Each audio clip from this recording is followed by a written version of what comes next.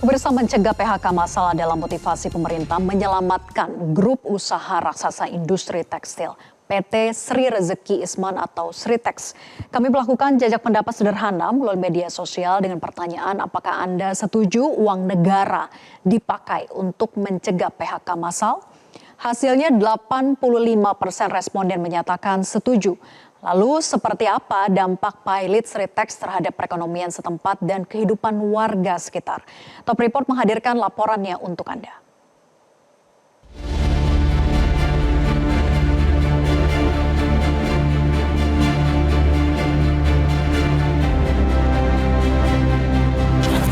Pilot Sritex menjadi badai ekonomi terhadap geliat ekonomi di sekitarnya. Para pedagang kecil dan jasa parkir misalnya. Seperti inilah kegiatan pedagang di depan PT Sritex yang setiap hari mengais rejeki saat para buruh masuk kerja. Sebelum masuk, biasanya ribuan buruh Sritex membeli makanan kecil untuk menemani bekerja. Perputaran ekonomi pabrik Sritex juga dinikmati para penyedia jasa parkir. Namun selama 3 bulan terakhir, pendapatan jasa parkir anjlok hingga 50%. Bila dahulu pendapatan harian penyedia jasa parkir biasanya 300.000, kini hanya berkisar 100 sampai 150.000. Tinggal sekitar 50%, Mas. 50% itu Bapak bisa melihat penataannya sudah jarang-jarang dan ini ya kelihatan kan masih lowong. Sejak kapan itu, Pak? Ya sekitar 2 bulan sampai 3 bulanan ini. Berkurang terus? Iya, berkurang terus. Penurunan pendapatan juga dialami pengusaha kontrakan atau kos-kosan di Desa Joho, Sukoharjo yang sudah puluhan tahun menggantungkan hidup dari karyawan Sritex. Harga sewa berkisar 150 hingga 200.000 rupiah. Dengan jumlah kamar mencapai 20 setiap satu blok, pendapatan sektor ini dahulu cukup menjanjikan.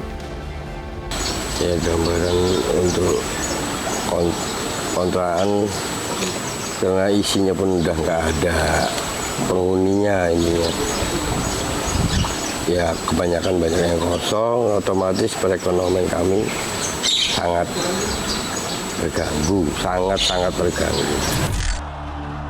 Harapan ribuan buruh Sritex melambung tinggi saat Wakil Menteri Tenaga Kerja turun ke lapangan usai Sritex divonis pilot 30 Oktober lalu. Wamenaker datang untuk memastikan nasib puluhan ribu pekerja Sritex sesuai instruksi Presiden Prabowo Subianto.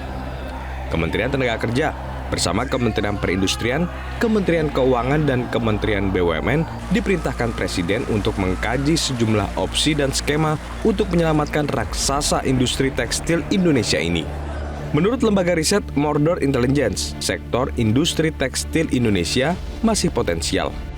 Tahun ini, pangsa pasar industri tekstil nasional mencapai 39,8 miliar dolar Amerika Serikat dan akan tumbuh hingga 45,7 miliar dolar Amerika Serikat selama 5 tahun ke depan. Ditambah lagi pasar yang sangat kompetitif tanpa pemain dominan. Pemain utama industri tekstil Indonesia diantaranya Sri Rezeki Isman atau Sritex, Asia Pacific Fibers, Tivico Fiber, Pan Brothers, dan Indorama. Mordor Intelligence menilai industri tekstil dan garmen Indonesia masih seksi di mata investor dan pelaku usaha internasional. Pasalnya, industri tekstil Indonesia memiliki sejumlah keunggulan. Pertama, faktor bonus demografi. Kedua, rantai pasok yang kuat karena kemudahan akses bahan baku. Ketiga, sejarah panjang industri tekstil dan komitmen dukungan pemerintah. Keempat, program Industri 4.0 yang akan memodernisasi industri tekstil dan membuka peluang baru di sektor otomotif, aparel, medis, dan sebagainya. Kelima, populasi yang besar dengan pertumbuhan pendapatan. Keenam, pertumbuhan e-commerce dan jasa logistik yang mendongkrak permintaan lokal. Untuk menanggulangi dampak status pilot Sritex, Pemkab Sukoharjo menyiapkan 7.000 lowongan kerja mengantisipasi PHK massal. Pasalnya, upaya peninjauan kembali oleh PT Sritex sudah ditolak. Saat ini, karyawan Sritex yang terdaftar dalam BPJS Ketenagakerjaan berjumlah 9.600 orang. Kepala Dinas Perindustrian dan Tenaga Kerja setempat menjelaskan, tingkat kebutuhan tenaga kerja di Sukoharjo cukup banyak, termasuk perusahaan-perusahaan besar yang membuka lowongan kerja.